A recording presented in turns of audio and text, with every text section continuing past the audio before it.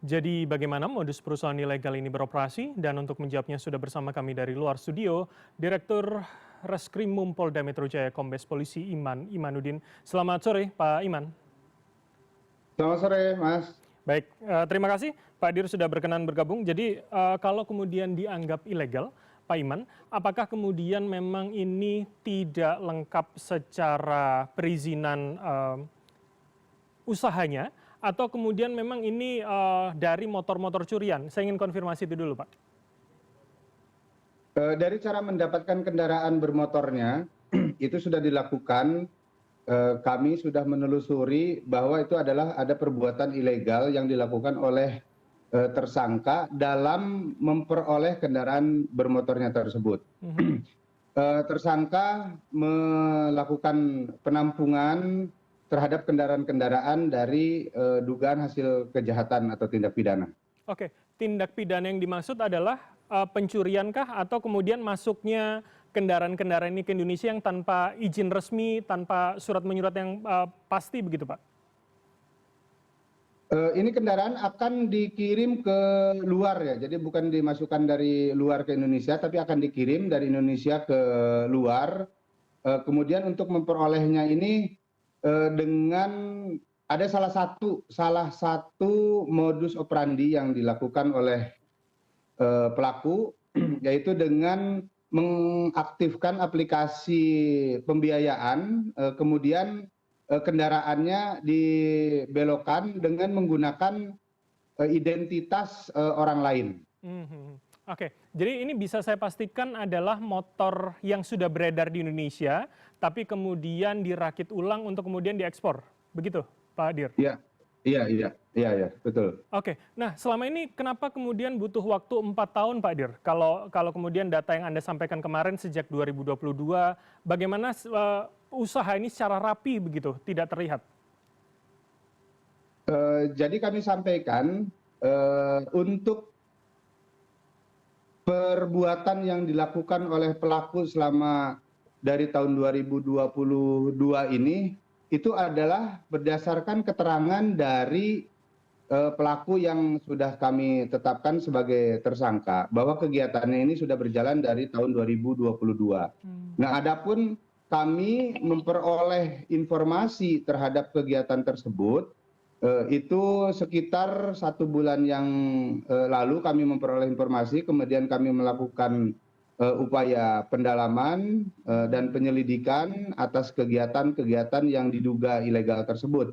Kemudian sampai pada satu waktu kami menemukan tempat pengumpulan dari kendaraan-kendaraan bermotor yang dikumpulkan untuk dikirim ke wilayah Afrika tersebut. Oke, artinya ini tidak diedarkan di Indonesia ya, Pak Dir? Hanya kemudian diekspor ke 2 lokasi itu ya?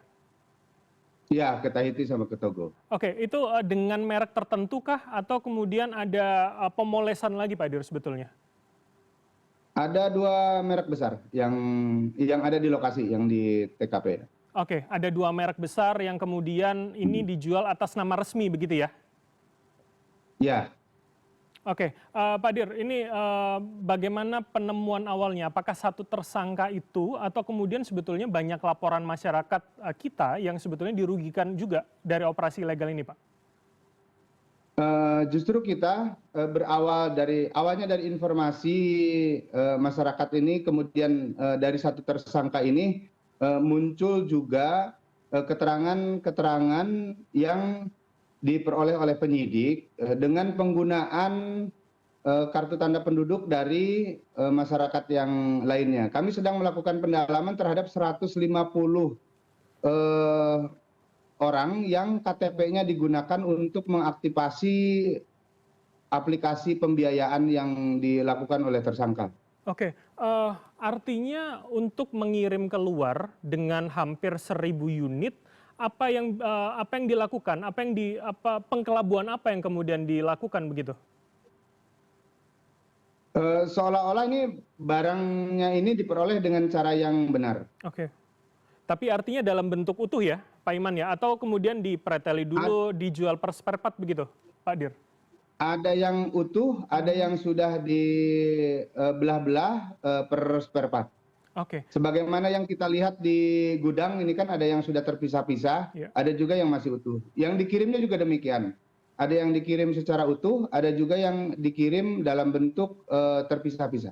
Oke, Pak Dir, saya konfirmasi lagi. Berarti tidak ada yang diedarkan di Indonesia ya? Semuanya diedarkan di luar, begitu ya?